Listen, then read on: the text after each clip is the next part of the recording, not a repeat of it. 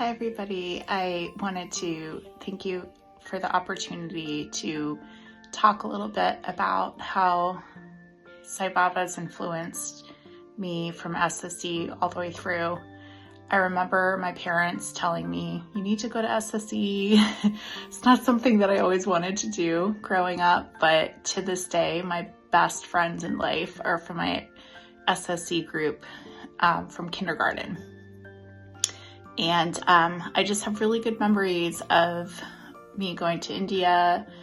I even went alone with one of the friends from my SSE group to India when I was growing up.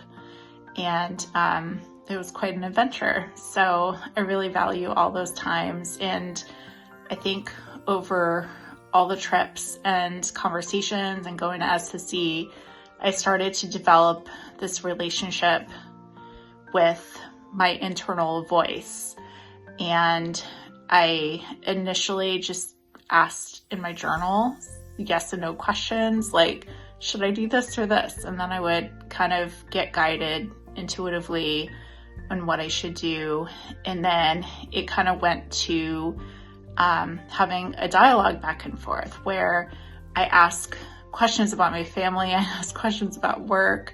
Sometimes in running my company, I founded a startup. So I need to know what's going to happen before a deal actually goes through, if it's going to go through or not, so I can hire for that deal. Or I need to know if somebody's going to resign or something comes up. So I'm constantly having conversations, and I feel like that guidance is really helpful.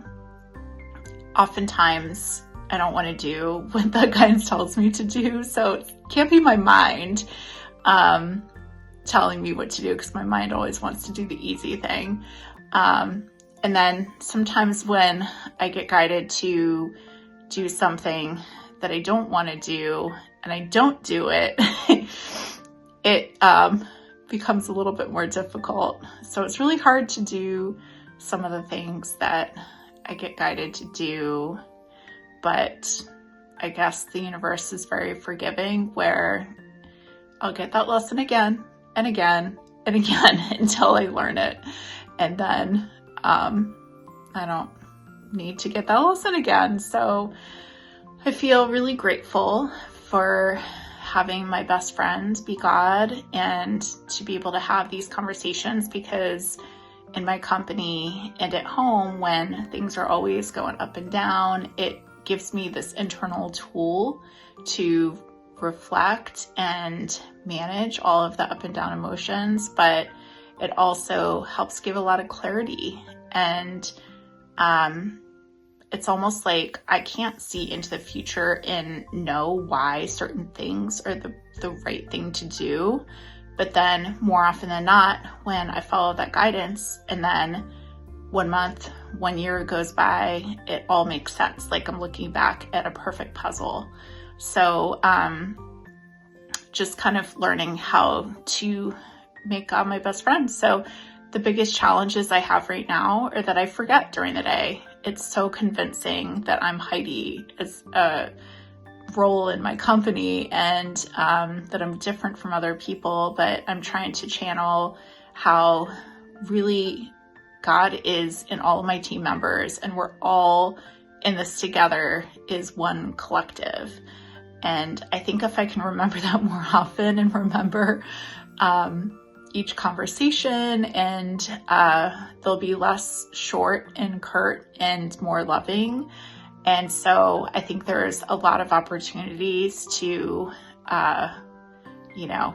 realize more fully that I have that intuitive voice inside, and everybody else does too. So their ideas are probably as good or more innovative than mine sometimes. And really kind of honoring their voices inside as much as what I believe I should do in the company or at home.